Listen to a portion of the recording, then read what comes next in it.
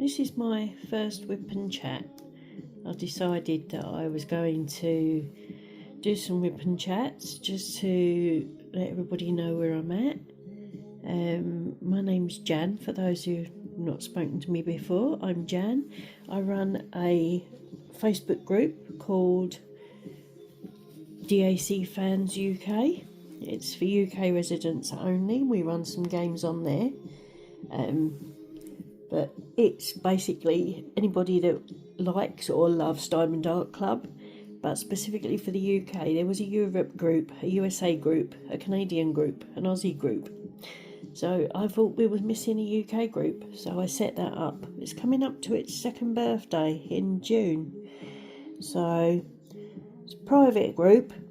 So and I'm quite strict with the rules and follow the rules myself. So but it's very friendly.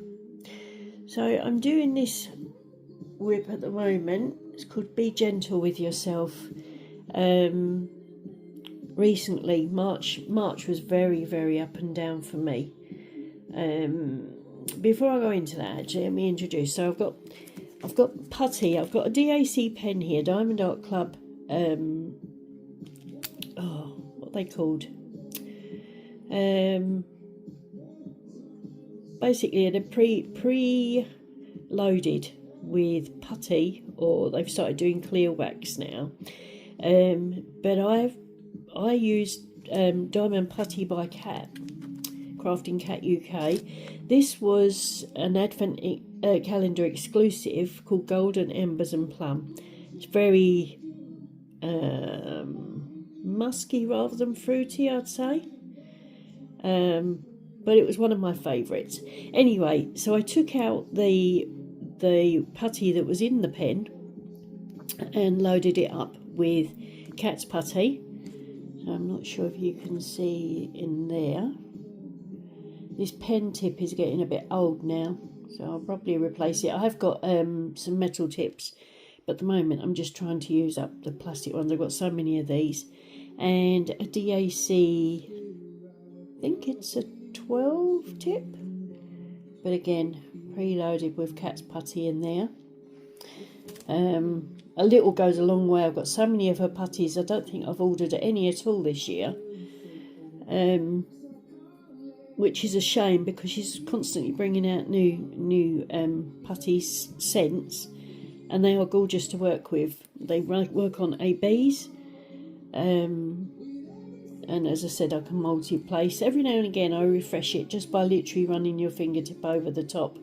It just refreshes it a little bit, and it's a scent. It's a slight scent, so you can smell it as you go. Anyway, back to.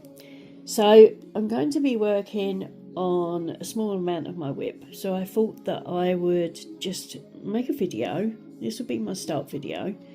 And while I'm working on it, music playing in the background, I just thought, no distractions this afternoon, I would just do a little bit of my whip. Not sure if I'm going to edit it, so apologies if this is an unedited version that you're watching. I do waffle. I do tend to waffle. But yeah, that's just me. So I will be waffling while I'm whipping, and I don't work in sections either. So I pulled out all the colours that I need for this part of the canvas. Yesterday night I was doing some at the top there. I just work on blocks rather than canvas. So what I'm going to do today, these are all the colours I understand that I'm going to need for this part. I had other kits kitted up, and I couldn't be bothered to kit down. So this kit I just literally kitted up into baggies. So it's a bit of a scrabble, but what I'm going to do, what my plan is to just work on one symbol at a time. Just so I can crack on with a little bit of this, and then, like I say, I can update you as I go. So I've got my Diamond Art Club tray here. The lid is just here. These are the new accessory kits that come with Diamond Art Club kits. They do come with a stopper as well, but I couldn't even tell you where my stopper's gone for this tray. But yeah, they load up nice and they stack on top of each other as well. But I've got so many options. Like I say, I haven't even sorted out my diamond painting corner. It's just been hell on earth this last few months. So anyway, so as I said, we'll just do a little bit together and I can vlog March if you like. So where do I start? So my dad, I'll talk as though nobody knows what's been going on. You can fast forward if you're bored. Hopefully you can see what I'm working on. Anyway, so the beginning of the year we had an event in the group, Ding Dong Along-a-thon, Ding Dong-a-thon, something like that, I can't even remember now, where we had sponsored prizes. So each week people would post their current whip, and each week we had a prize sponsored by Cat was one of them. Crafted Makes. I've got some Crafted Make pens from Steve Dickens, sorry.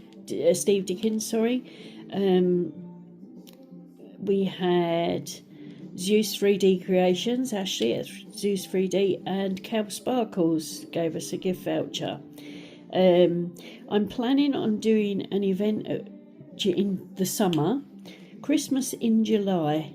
It's going to be a non-sponsored event, just because things are so up in the air in my life at the moment. I've got so much going on. I haven't had much time for diamond painting, and I just want to get back into doing what I wanted to do. And I find sometimes the events and things like that take up a lot of my time, and I don't get to actually do my own diamond paintings in between. So I figured that I would start something new. So as I said, this is a bit of a waffly video, but I just thought I'd record myself while I'm doing it. So yeah, so I did my event that finished at the end of January. In the group we have weekly Wednesday whips. Show us your whip Wednesdays. Whip stands for work in progress. So if you're doing any project and you're halfway through, it's a whip. It's work in progress. So yeah, so I had I've got a couple actually on the go, and I started for the event Christmas Ding Dong Along. I had can't even remember what it was called. I think it was Christmas Joy. And I just didn't really, I thought it was so colourful, and I thought it was going to be really like a nice bright, like working in blocks, colour blocking. I like colour blocking. I don't like masses of colour blocking. But in turn, I don't really like much confetti either, which is why I tend to work all over the shop rather than just in small blocks. I've tried to section my paintings, and it doesn't work. And even with the new covers that Diamond Art Club had with their perforated covers, great, but they just don't work for me. I much preferred the old style, where you just pull back a little bit, work on that, pull back a bit more, work on that, cover it all over. The new perforated covers are quite strong actually. They're much stronger than the last ones were. The other ones were quite, when they first introduced them, they was quite thin, and I found they tore really easily. They didn't necessarily tear on the perforations. And there was a point where the markings, they started putting markings on the perforations, and the markings actually bled onto the canvas. So people were moaning about that, complaining. But I think they've got it to a place now where it works. We've got the markings, the cover is thicker, It tears along the perforations much easier. But still, I keep trying and trying. I know people love to work in sections, but it's just not working for me. So now my cover is in shreds, where I've been doing a little bit here and a little bit there. I tried to do it. I've got release papers, but I never use them. If you're just starting out on diamond painting, don't be sucked in. There's accessories that work and accessories that don't. And when I first started my diamond painting journey back in 2020, with the cheaper kits, with kits from Amazon, kits from eBay, kits from Temu, AliExpress, those sort of places, I didn't realise there was a quality necessary, if you like, which when I first found Diamond Art Club, I think I saw an advert for some free kits, which they've stopped doing now, and they didn't send to the UK anyway. But I think it was like something like 20% off your first order or something like that. So I bought them, and basically I've never looked back. They've updated, since I've been using them in 2020, they've updated their quality significantly. They've made changes, they've changed their accessory packs, I think 3 times now. So some of the kits still do come out with older accessory kits, which have got the basics, a pen, a tray.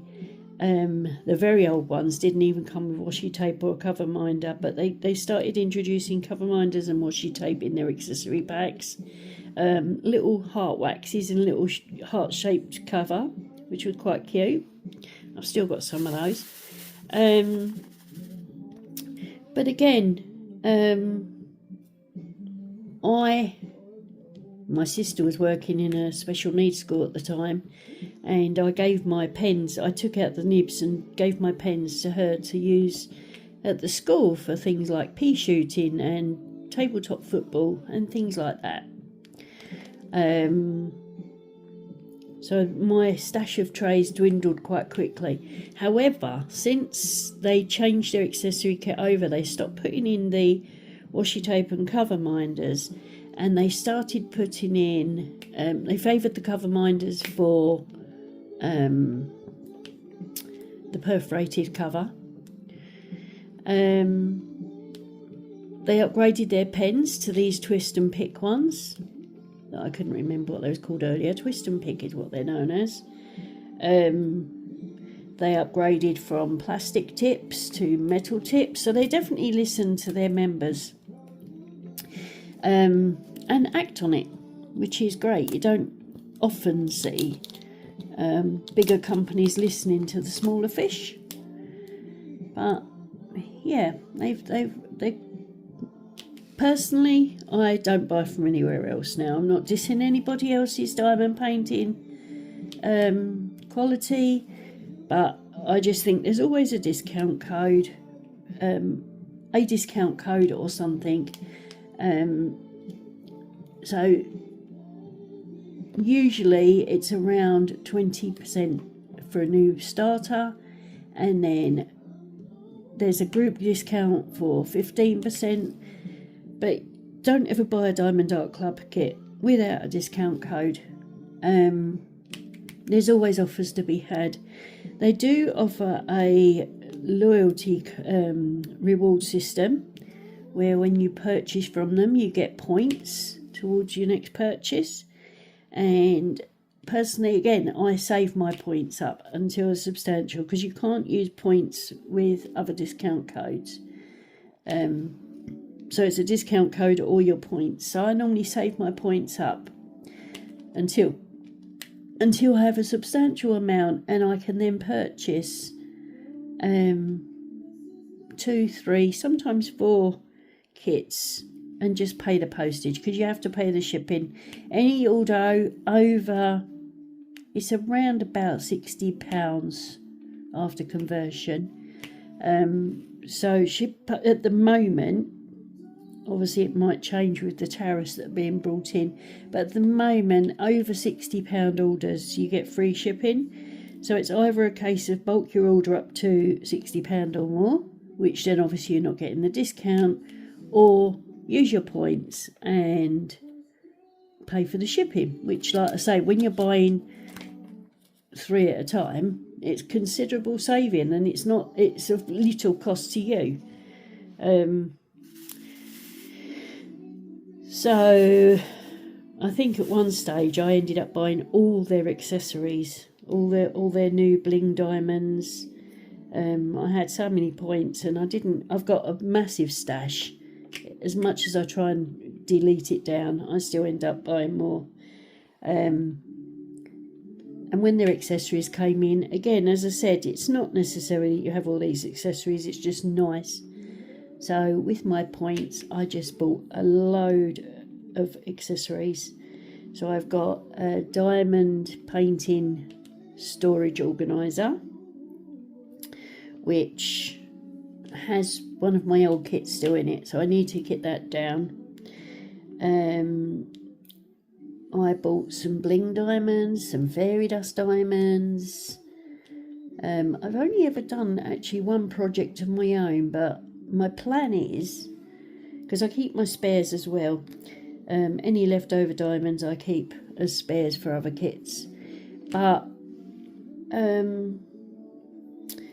just thought, like, my waste jar, my drill, like, again, the quality of diamonds from DAC, there's not loads, usually there's not loads of rogue diamonds, so either uncut or not flat bases, so there is a little bit of wastage. But if I show you from this kit so far, I'm coming up to halfway through, and on top here of my jar, that's the waste I've had. So there's very little waste in comparison to other manufacturers, but as I said, I can't speak for those. Like I say, I only buy Diamond Art now, Diamond Art Club now. I think the quality, I don't think they're overly expensive when you take into account the discount code. You get the rewards points. They've got a lifetime guarantee that your drills won't come off. If you made the purchase, if it's from a D-stash, that voids the warranty. But if you buy directly, either from them or their Amazon store, you can register for the guarantee, and they guarantee lifetime warranty, so your drills won't fall off, they won't discolour. Some people still prefer to seal their paintings. I've never sealed a painting yet from Diamond Art Club. And as I said, the quality, the difference in the picture itself. So one of my unnecessary purchases when I first started diamond painting was a portfolio in every size. So I've got 2 A0s, I've got an A1, I've got one, maybe 2 A2s, I've got 3 A3s, because I didn't realise I had one already, and I bought another 2 when they were on offer on Amazon, and I forgot I had them. And then a couple of A4s. But as I said, to be honest with you, a lot of the Diamond Art Club pictures are bigger on the bigger side, so they don't really fit in the portfolio. Some of them do, but a lot of them don't. I have a lot of landscapes, specifically landscapes. You'd probably find they won't fit in a portfolio. And my plan is to hang them eventually. When I get round to it, I will frame and hang them. I've got the frames already. It's just a case of hanging them, framing them and hanging them. Anyway, I digress. So, accessories. You don't need, as a newbie, you don't need to buy accessories. They come in the kit. You get what you need in the kit. However, it is nice to treat yourself, especially when you've been doing the hobby for quite a while. Usually I have Steve's Crafted Makes pens. I have about 3 or 4 on the go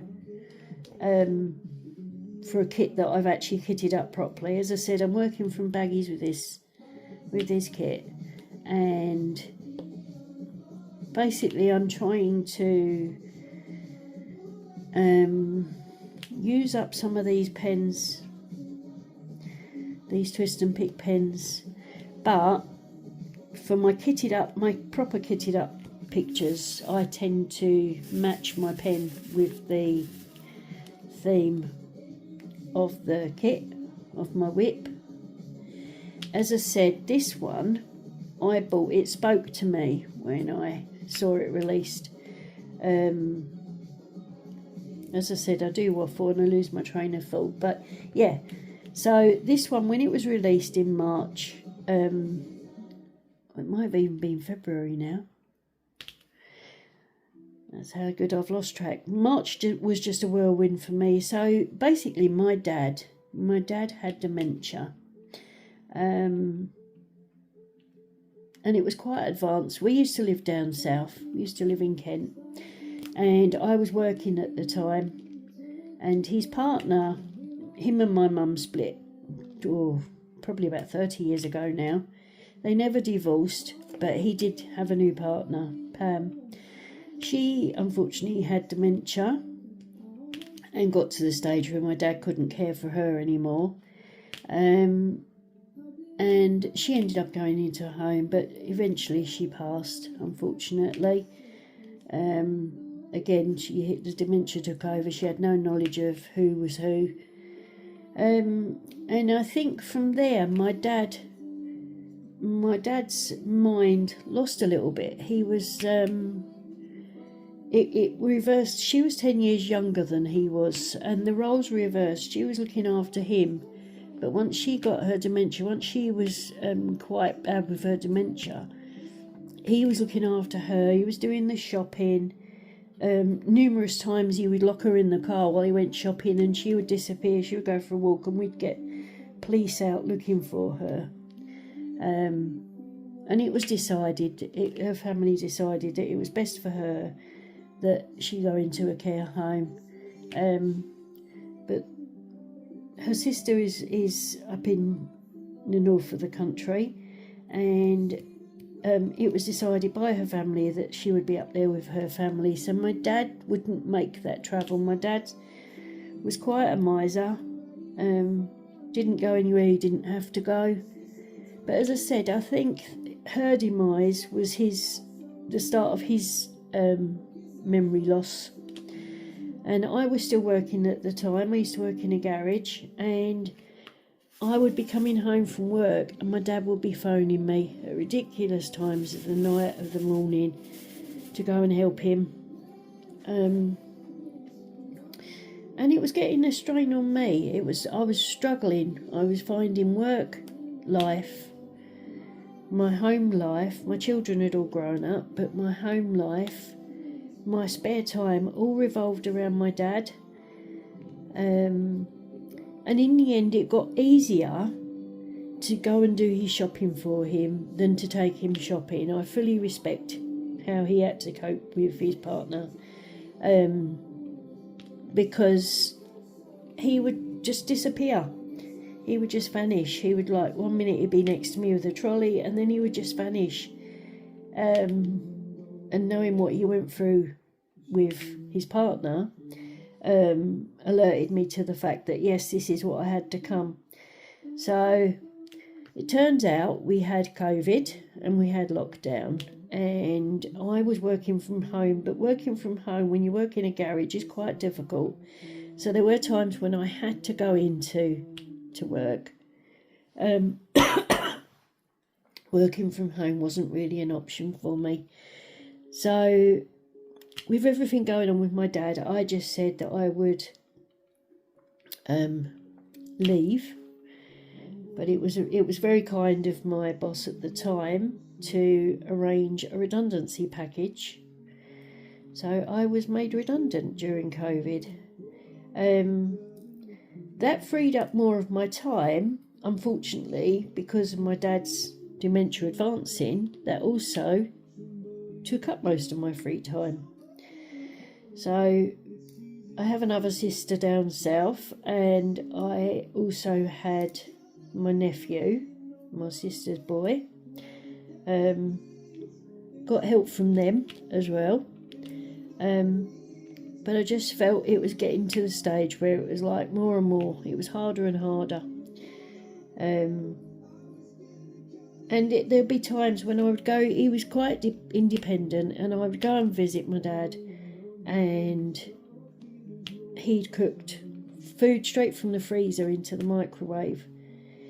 And there was a time when I walked in and he had mouldy food in the fridge. I could smell he'd been cooking, and it turns out it was a pork chop that he'd put in the microwave from frozen for about 30 minutes, because he said that's how long it took to cook. Unfortunately, in the microwave, the plate that it was on had shattered. Obviously, you can appreciate that long in the microwave. And the pork chop looked like just a tiny baby sparrow. It was a tiny little piece of meat. Well, not even meat. It was shriveled up.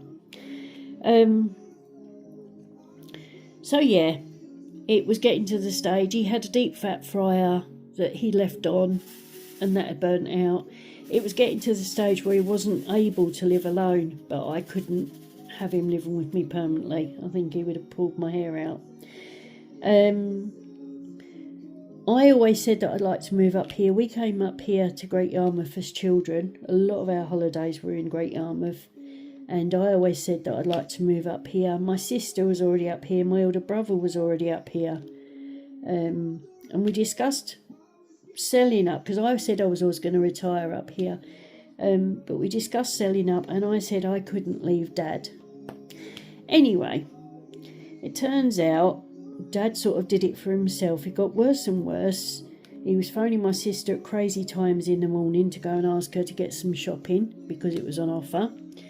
And she was in Great Yarmouth. He couldn't understand that she was in Great Yarmouth and he was still down in Kent.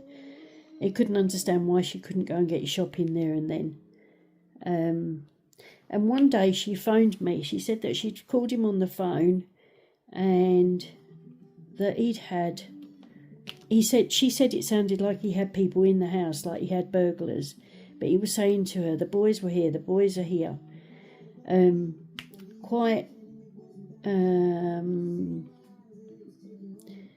don't know how you would describe it. It wasn't in a state of shock.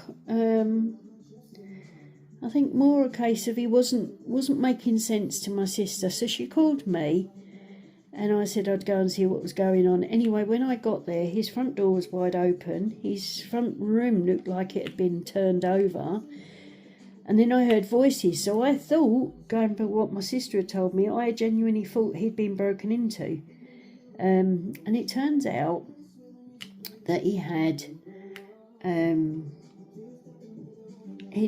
I was told he'd broken the locks, but because he couldn't find the key, but he hadn't broken the locks. But a kindly neighbour that had never spoken to my dad didn't talk to his neighbours, a kindly neighbour had gone in to change the back door locks for him, and his neighbour from across the road, he used to live in a bungalow on the corner, and his neighbour across the road had come over because he'd said to her that he was waiting for his taxi to take him on holiday. Now, my dad used to drive, but again, with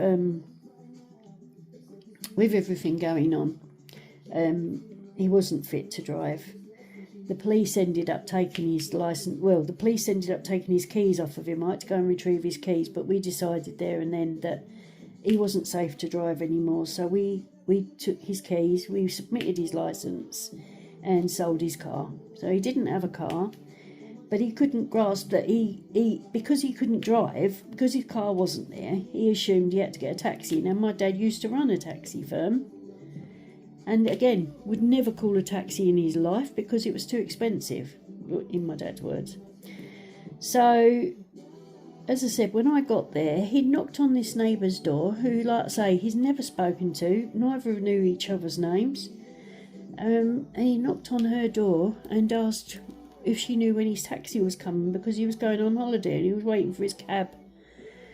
So she'd come over, not knowing what was going on. So I explained the situation. I explained that he had dementia, onset of dementia, and we was trying to get him some help, but he refused help. As I see, he was really independent. But I called 999 because I wasn't happy. There was, like I say, his front room looked like it had been turned over. He was complaining of chest pains, and I was really concerned for my dad. So I let the neighbours go. I called an ambulance because I wanted to get him checked out, because again, my dad hated hospitals, didn't like hospitals at all. And I just wanted to get him checked out rather than just take him to the hospital. I just wanted to get him checked out, and because he was complaining of these chest pains. They said to him that they need to take him to hospital, but in the meantime, I'd noticed a bag in the corner of his front room, which he told me was his holiday bag. He'd packed his holiday bag, and inside that bag was a couple of bottles of beer. He liked his pale ale. A couple of bottles of beer. He had some trousers, some underwear, one pair of socks, one pair of pants. He had some apple crumble and a tin of custard that I'd taken him on a previous visit. Thought I'd treat him. That was in the bottom of his bag. And a meerkat, of all things. One of the cuddly meerkats that Compare the Meerkat was doing, Compare the Market was offering. He had one of those sticking out the top of his bag. Anyway, ambulance arrived. They was concerned with his chest pains, although he wasn't showing any signs of heart attack. They said they wanted to get him to hospital just to get him checked out. And I said he hates hospitals, but yep, I quite agree. If that's what they feel, we'll get him to hospital. So we went with them in the ambulance. I went with them in the ambulance, and all he did was complain about the drive. He was saying the ambulance driver would never pass her test, love her art. It was quite a rickety old ambulance. Anyway, blah blah blah, sat in waiting room. Long story short, he had to have an x-ray. We went to the x-ray department, and he told the doctors there that I was his partner of 23 years, and I was a bit concerned because I am his eldest daughter. As I said, I've got an elder brother. I am his eldest daughter of 3, but for him to say that I was his partner of 20 years was a bit of a shock to me as well, because it was just like, oh, is that how he sees me? Like, I'm his partner now. Anyway, I left him to have his x-ray. It turns out he had a pneumothorax, a punctured lung. I think what happened is he'd had a fall. He'd fallen against something, punctured his lung, but that turned out to be a few days before. So he'd been walking around with his punctured lung, unbeknown to any of us, until it started shouting at him. So they admitted him to hospital, and then me and my sister fought with social services. We were saying this is the opportunity for him not to go back home. The bungalow belonged to his partner, but the family let him stay there, because obviously he would have been homeless. So the family let him stay there, but because the bungalow wasn't his, he didn't have anything to go home to. He didn't have a partner to go home to. And as I said, he was saying I was his partner of 20 years, and that was of grave concern. So while he was in hospital, we battled for social services to come and help us. Eventually, they discharged him from the hospital into a care home in London, in East London, I think. South East London, yeah, Thamesmead. So, but my sister was saying, like, he's under the care of social services. Maybe it's time rather than get another job for myself, especially while he's like he is. Maybe it's time to put my own needs first and to move house while I didn't have a job, rather than find a job, being stuck down there looking after my dad, trying to work. Why not move up, sell up, move up, and we'll bring him up here with us. Which is what we did. I sold my flat. I had immense times, that's another story, but I had a massive deal trying to buy a house. After my initial buyer let me down at the last minute. But I eventually bought my house where I am now. And then it was just a case of bringing him up here. But because my dad, lovely person that he was,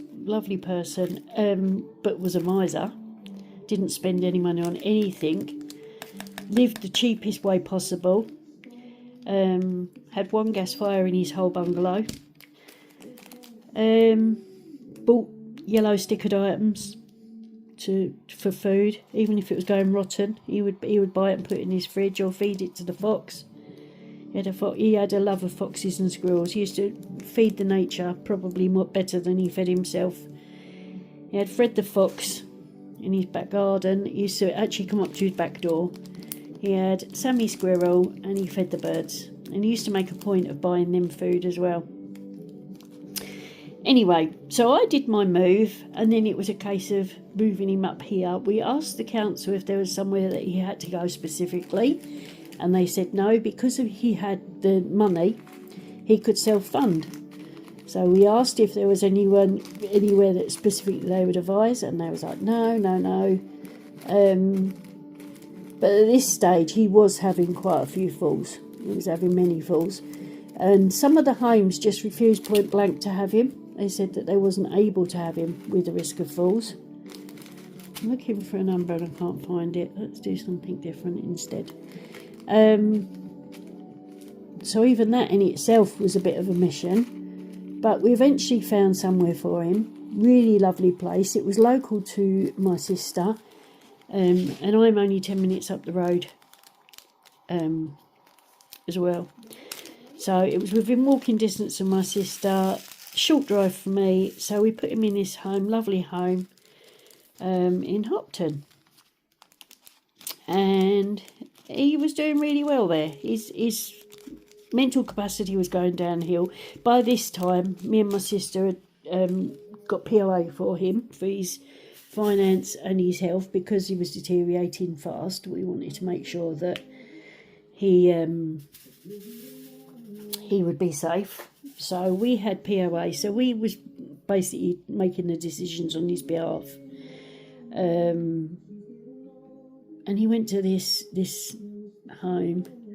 Lovely people there, lovely staff, really well cared for. Until the stage where his money ran out. Care homes are not cheap. If you ever consider that you want to go in one, make sure that you've got your life savings behind you and that you won't have anything to give away at the end of it. So about 18 months, I think he was in Ritson. And then his money ran out. So we spoke to the council and they said, well, because his money's run out, you've now got to put him in a council house. Council run home. Unless you want to pay. Because we're not going to pay for him to stay where he is. We couldn't afford that. It was just a ridiculous request, really. We couldn't afford to keep him there. His money had run out, so he had nothing to back himself up with. And again, it was a fight to get him in a home that would take him because of his risk of falls. He, very strong-willed, my dad. But also, in this time, he was having lots of health deterioration. So as well as he had mixed dementia, Alzheimer's and dementia. As well as that deteriorating, he had, from his falls, he was obviously having bashes and bruises.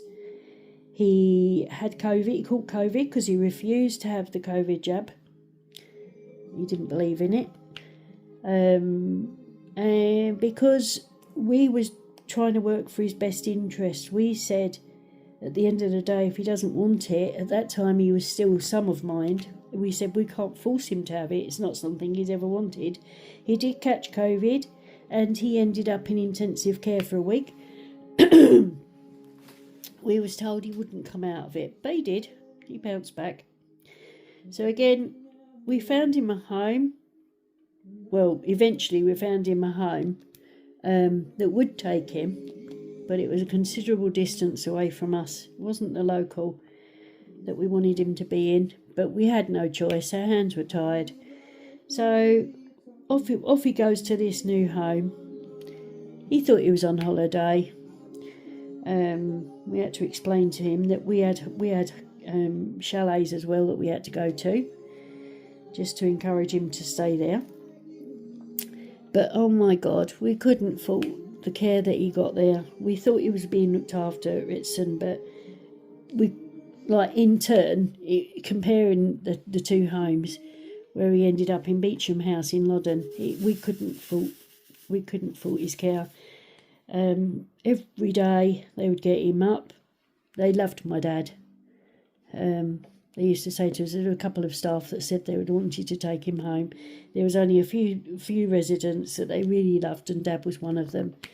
And whenever we went, we could go any time of the day or night. It didn't matter when. We could go and visit. And we would always be welcomed, always offered a cup of tea, to the point where they ended up giving us the door code. Told us to let ourselves in, and if we wanted to drink, go and make ourselves something, or if we wanted something to eat, go and get something for ourselves. So yeah, but the visits at the time, we could only really visit, with everything else going on, we could only really visit once a week. So we used to take it in turns to drive there. It's about a 45-minute drive away.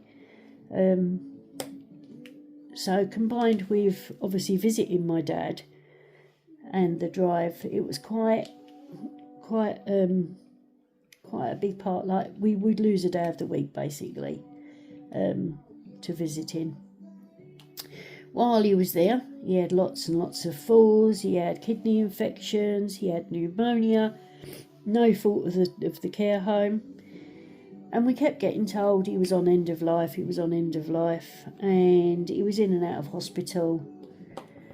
And then last July, I think it was, we were told that no more hospital, there's nothing more they can do for him. Each time he's having kidney failure, his kidneys are weaker and weaker. He's not going to... we can't give a lifespan, but he's not got much longer left in him. But he kept defying the odds. They said that he was at risk of aspirated pneumonia, which again he did have a few times, which apparently is when the food and fluid gets down onto his lungs, causing pneumonia. And they put him on a pureed diet. And my dad is... He's a meat and two veg guy, my dad. He loved his food, and for that to be taken away from him,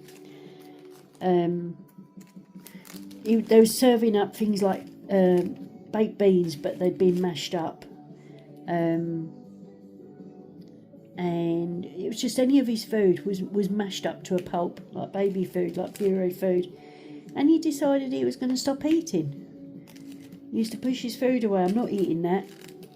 So again, another fight with the health services, that he's going to starve to death. If you don't give him normal food, we've got to take the chance that he's going to choke on it. We had to sign a disclaimer. It's possible he may choke on his food, but we would rather he choked on his food and enjoyed it than to see him starve to death because he was refusing food. So... lost my little bag now. My little bag gone. Oh, there. Yeah. So we spoke to his GP, and the GP agreed with us. They said that at the end of the day, we're looking out for our dad. The fact that we're saying that he's refusing food if he was in the same position, he would do exactly the same, because it's the welfare of your own parent. So they put him back on normal food with high risk of this aspirated pneumonia. But anyway, they said if he needs treating, they won't take him to hospital. He had a do not resuscitate in place, because they said that his quality of life was failing him. And we used to go to the point where we would start making 2 drips a week, because he didn't remember us. We got him some kids' games, but we ended up like card games and some board games and some kiddie puzzles, like the really big piece puzzles. But he ended up, you could read a book back to front and then read it again. He just wouldn't have a clue. He just did not remember. So yeah, he ended up, his dementia got really bad. He was still having falls. He had bumps and bruises all over him. As I said, the hospital stopped admitting him. They said that they could care for him at home. And then, as I said, last July he got aspirated pneumonia, went to hospital, and they said there's nothing more that they can do for him. He can be treated as much as he can be treated in a hospital. He can be treated in the comfort of his home, and they'll give him. They won't leave him uncomfortable. They'll make sure he's comfortable. As I said, that was last July, I believe. And what happens? He defies that, and he comes back round from it. But his dementia, each time his dementia is just deteriorating. His mind. It got to the stage where we had one favourite book that we used to look at, like a big picture book of colours and food and clothing and home and stuff like that. And he used to like reading that book, and he also loved dogs. He used to have a dog book, but that got to the stage where it was too heavy for him. Anyway, we planned our visits. As I said, me and my sister used to go twice a week, and then my nephew and my sister would come up from down south and go and make their visits to him, and my nephew's wife would go and visit. So he had regular visits, but as I said, he didn't really remember any of them. And then in January, we got a call that it looks like he's had a fall, an unwitnessed fall. He's quite bruised. He's not complaining of any pain. My dad never complained of pain, never. You could ask if he was in pain, he would tell you no. And we used to have a whiteboard to communicate, because he was quite deaf as well towards the end. So we had a whiteboard to communicate. So we used to ask him questions on the whiteboard, and we would ask him if he's in pain. No.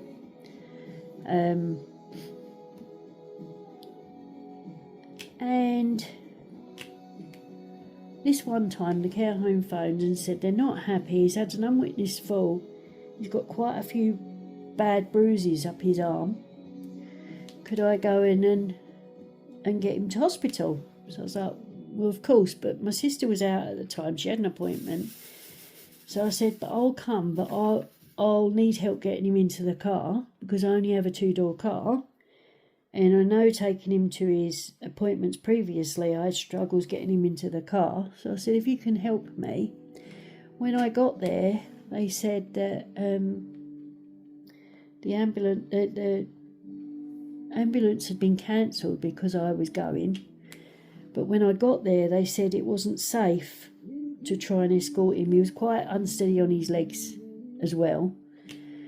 And they said it wasn't fair for me to try and escort him on my own. So they would recall the ambulance. But because he'd cancelled the first one, they wasn't in a hurry to send out an ambulance for him. Asking if we could get him there, and it was like, no, there's no way. In the meantime, my sister come and met me. Yes, this bruising's quite bad, but he wouldn't let us touch his arm. We finally got me into hospital, x-rays, and he shattered his humerus, his right humerus. And my dad was right-handed as well. So they said if he was in a stronger position, or if it was your eye, they would operate on him and plate the humerus. As I said, it was completely shattered. They would plate and screw it to hold it together, but he wouldn't be strong enough to survive an anaesthetic, and the best they could do was to send him back to the care home, make him comfortable.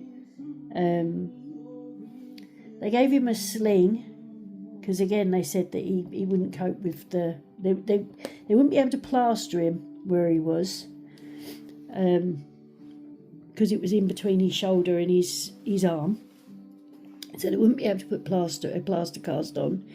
They gave him a sling, which he wouldn't wear. He just kept taking off. But they said as long as his hand is above his elbow to try and keep the pressure off his arm, that would help with the swelling. Unfortunately, that was the demise of my dad. Everything he'd pulled through previously was fine, but this time the care home was using a hoist to carry on dressing him and everything, but he would yell out in pain. They was giving him paracetamol, because he kept saying he wasn't in pain until they tried and move him, and then you knew he was in pain. But you'd ask him and he'd say, no, not in pain. So he would be yelping out. They would put him in his harness, hoist to bath him, to dress him. Without fail, they were still getting him out of bed. He used to have a favourite chair where he used to sit and watch the world go by. So they would get him out of his bed, put him in there. And one time we went in to visit. We increased our visits because we knew that he didn't have much longer. And one time when he went in, and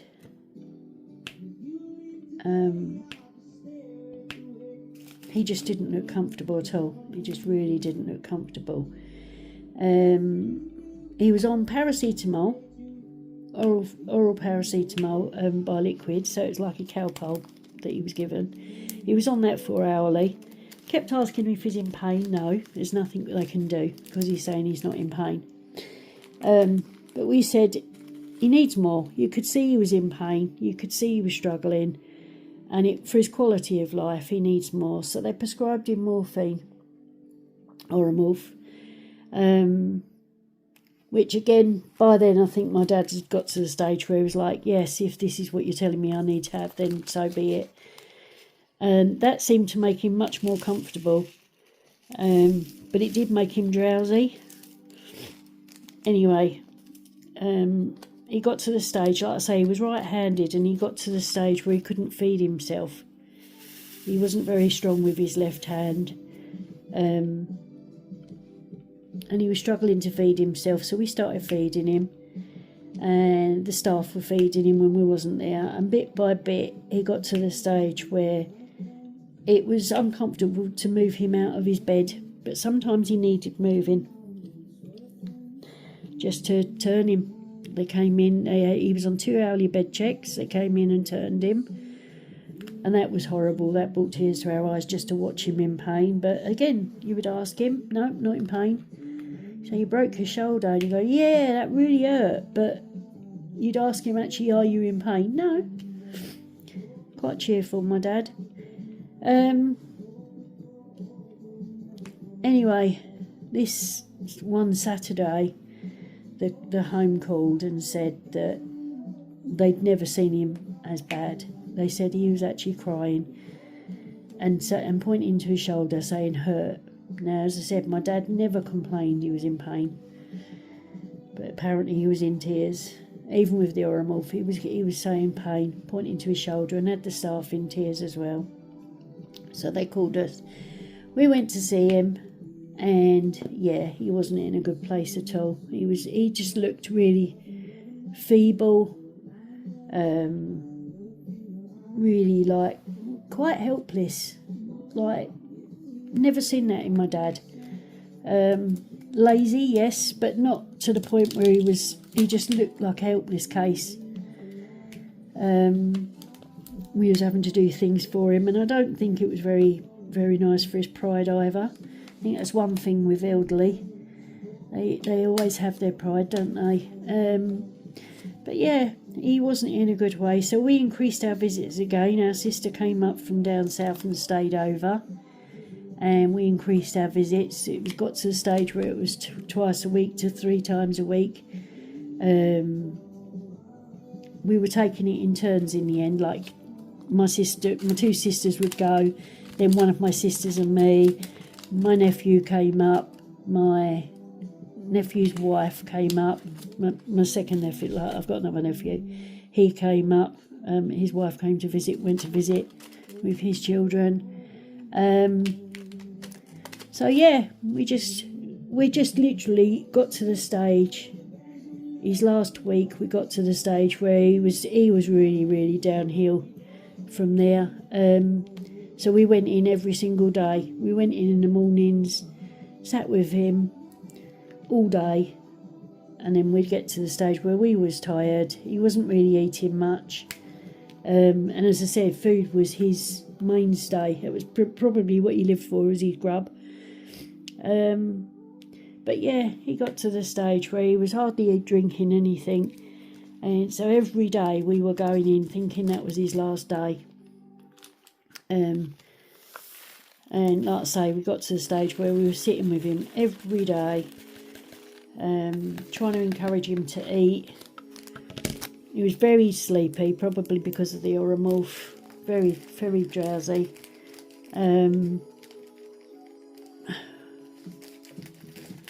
Losing where I'm at. Extremely drowsy, and yeah, we went in every single day. As I said, went in the mornings. All 3 of us went in the mornings, and left in the evenings. And then we left him, and I just knew that he was on his lasts. We'd seen our mum. My mum died, unfortunately. She had terminal cancer, and we watched our mum in the last few days, so we knew what was coming. The doctor came in and said they can't give a time scale, but yeah, we don't think it's going to pull through this. We went home about 7 p.m. on the Thursday, and we got a call early hours Friday morning that he'd passed, about 2 a.m. that he'd passed. So we went back over there, sat with him until the ambulance came. So yeah, we knew it was coming, but it still hits you when it happens. It was just kind of nice to see that he was finally at peace. And my dad, as well as his grub, he loved his food. As well as his food, he loved his chocolates and biscuits. He used to say, "Biscuit, shh. You want a biscuit, Dad?" Yeah. And chocolate. Chocolate became a treat. Where he'd sit and eat a bar of chocolate, it got to the stage where he'd suck on a chocolate button for about an hour. And we had, in the last few days, we started to clear down his wardrobes and stuff, and he had a packet of chocolate buttons in there, a little monkey on with these jazz hands, and that was one of his fortes. He used to wave his arms around, like if he was happy, he'd give you jazz hands. If the staff would bring him a cup of coffee, he'd be like, "Yeah, give them the jazz hands." So this little packet of buttons with the monkey on, we put on his chest and said, like, "You can go with those, Dad."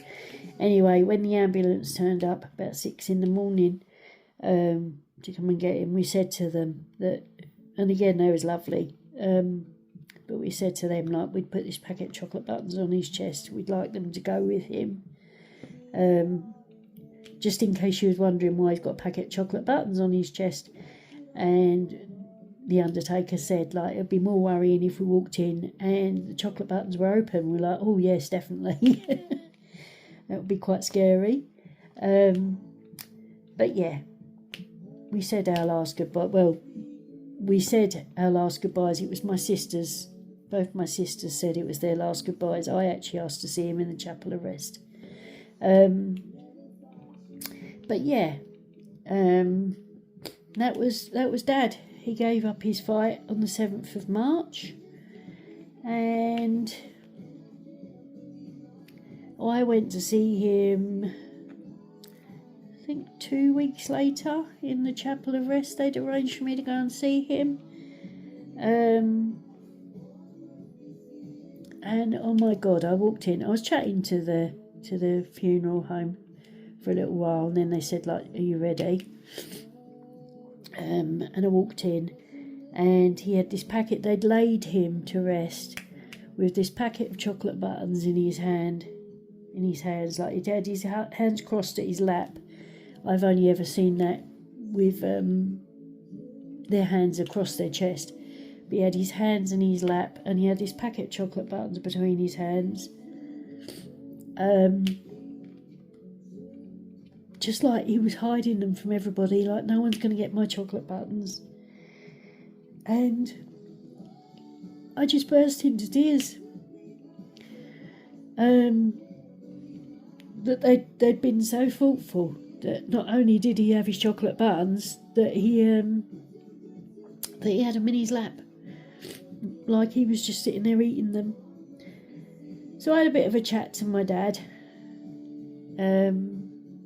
Obviously he felt quite cold, but he didn't like the cold. He used to have a blanket over him all the time. We used to say, like, "Oh, we'll put a blanket over you," but this time, the funeral was for a week, the week after. So I'd said to Dad, I said, like, "You're a bit cold now, but you'll warm up soon. You got your chocolate buttons. Sleep well." And I'm glad I made that visit. My sisters had said that they didn't want to see him any other way. He'd looked rested when we visited him on his last day. They didn't want to remember him any other way. But I wanted to say my final goodbyes. I didn't feel like at the home it was final enough, and I didn't want to leave it until the funeral before I could say goodbye for my final time.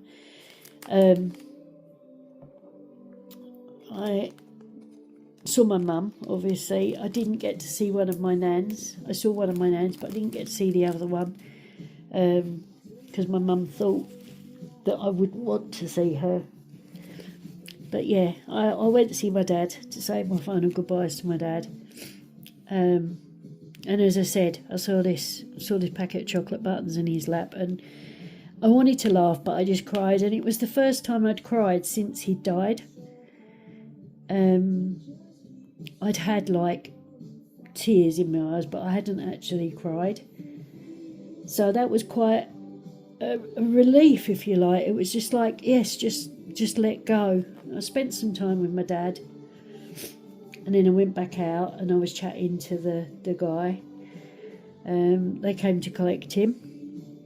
Very dignified, very, very dignified. Made the arrangements. His funeral, we'd already put in place a funeral plan, but we had the celebrant come to see us, and we'd already written out the things that we'd like to have said. And he actually said we did a fantastic job. We'd done most of his job for him. We'd already chosen his music. We wanted the music Titanium. There was a cover version. It turns out it was an AI version, but it was a cover version of Rihanna singing Titanium. We didn't want the club version, but we'd nicknamed Dad Titanium because he'd come through so much. But we couldn't have that music at his passing, so we asked if we could have that during his funeral. His funeral was at the end of March, our final goodbyes to him. And yeah, such a dignified funeral. The celebrant spoke as though he knew him really well. My two little nephews, great nephews, they carried his hats. He used to have a toll booth hat and a chauffeur's hat from when he worked on the Dartford tolls, and when he had his own cab firm. He had a chauffeur's hat. So they carried his hats in, and then two of my nephews, my brother-in-law, and no, three of my nephews, my brother-in-law, and three of my nephews, my brother-in-law carried him in. My nephew that's in a wheelchair, he carried his candle in. Me and my sisters all had some memories that we spoke out of as part of the funeral, and it was probably, as funerals go, it was probably the best funeral that I've ever been to. It was such a lovely send-off for my dad. We all took a part in it, and also my younger brother that we haven't seen in a few years had come up as well. It turns out he's now we hadn't had contact with him other than text messages, but obviously we let him know that Dad had gone. And he'd come up, and apparently we found out afterwards that he'd come up from Weston-super-Mare, so he'd done a 5-hour drive each way. So we've told him to keep in touch. He's not allowed to lose touch with us again. So that was really nice as well. It was just so fitting for Dad's last days, that he had us all by him. My older brother didn't come. But yeah, it was such a lovely funeral. We went out afterwards for a meal, because my dad being my dad, loving his food. We went out for a meal to celebrate, rather than having a wake. We went out for a meal with him in the centre, with his bottle of beer and his candle in the middle of the table, to say goodbye one last time to him. And my sister collected his ashes, and on the 7th of June, weather permitting, when my dad used to come up here, he used to support Case the Lifeboat. He used to always go to the lifeboats and take pictures of the lifeboats. So he spent some of his time, when he visited up here, he spent some of his time at Case the Lifeboats. So we spoke to them, and because we wasn't sure what to do with his ashes, and we spoke to them, and they take ashes out. They do memorial services where they take the ashes out to sea, and we said that would be really fitting. It'd be a really fitting tribute for him.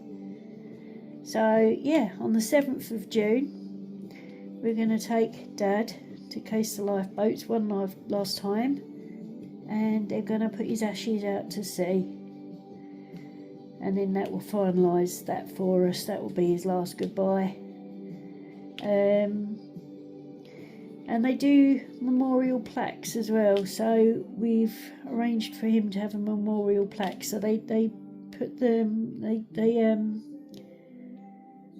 have them made up with their name on, and they go on their new lifeboats. So Dad will be honoured for the lifetime of the new lifeboat. So we thought that was just a really fitting way, and we hope we've done him proud. But yeah, just a really fitting way to send him off. So hence the fact that I've been a bit vacant through March from my group. I call it our group. It's been a bit quiet of late, but yeah, it's I've been a bit quiet in the group, and it seems to have gone very quiet in the group. So I've changed it up a little bit this year. Well, like I say, as time's taught me, I've changed it up a little bit. During March, I ended up myself, which is another reason March wasn't so great. I ended up myself in A&E. Turns out I've got gallstones. I had a gallstone attack. But my stomach area is quite tender, so they want investigations doing for that. So I've got to have a flexible sigmoidoscopy, I think it's called. Got to have that on Monday, so I'm not looking forward to that at all. And my sister again is down south. My son and my nephew are both moving at the weekend, moving house. So my sister's gone down there. So I'm really not looking forward to doing this, but I'd rather if they find anything, they find what they do. If they don't find anything, I'm assuming that then they'll talk about gallbladder surgery and removal of my gallbladder. It's on my notes as a consider gallbladder removal by laparoscopy, is it? All these long words. I'll never be a medical person. I'm trying to remember all these Latin words. But yeah, so it's possible I'll have some downtime for that again. So my physical health has not been of great. Last year I had my DVT and then cellulitis, and this year possible gallstone surgery or gallbladder surgery. So, and my dad passing as well. So, as I said, I will be doing things in the group. This will be the first part of my new way of running. I plan to do an event in July. I'm thinking Christmas in July. I'm just waiting on feedback from the group members.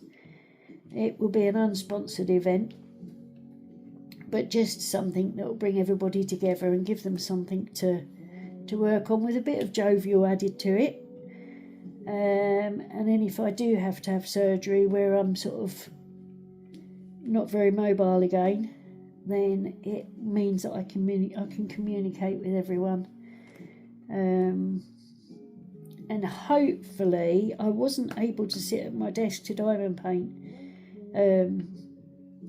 when I had my blood clot in my leg, because I had to keep my leg raised and I couldn't sit comfortably at the desk with my leg raised. So I'm hoping that if I do have to have the surgery, then I've got enough going on that I can keep the group current. We was running a game called Sunday Shuffles, which was a raffle. Gave the opportunity for people to win Diamond Art Club kits. So if you're not fortunate enough to buy them outright, with the win, you had the possibility of owning a Diamond Art Club kit. So people have grown their stash through doing the shuffles, but I'm going to put them on pause for at least temporarily. They've not been as busy last week was major busy, and then this coming weekend we've got bonus shuffle. So for everybody that played in the Sunday Shuffle during April, we'll have a further opportunity to win. It's a free raffle, bonus shuffle for everybody that's played in one of the shuffle games during April. And then that will be the last shuffle for the time being, until such times as I know exactly what I'm doing. So as I said, I've got my dad's memorial at the beginning of June, weather permitting. They only send lifeboats out if the weather's good, but hopefully by the 7th of June it should be good. As I said, possible gallbladder operation. So I'm trying to plan things that could keep the group current, but without having too much effort from myself. So as I said, I want to do an event. The events seem to go well. So I want to do an event. I'm considering Christmas in July for that. I will be running other games. I want to do a charity auction that helps to raise funds for Alzheimer's. We didn't ask for flowers for my dad's funeral, but just donations to Alzheimer's. So I'd like to do a tribute to them on my dad's behalf, and run that for somebody to win the opportunity, but also to raise money for Alzheimer's Society. Very cruel disease. Yeah. So there you have it. I've been waffling for 1 hour and 15 minutes nigh on. So if you've sat and listened to me the whole time I've been waffling, then thank you for joining me. As I said, I'm going to just leave this unedited. So obviously you can skip parts if you want to, or you can listen to my waffle while you join in with your own whip. I plan to do some whip and chats in the group, but this will be I'm going to try and do whip and waffles quite regularly, just so you know where I'm at. So if I do go vacant from the group, then I'm still around as such. So as I said, thank you if you've taken the time to listen to my waffle. I appreciate that. And I plan to do another one another time. But I will speak to you all soon. Thanks again. Have a good day. Bye.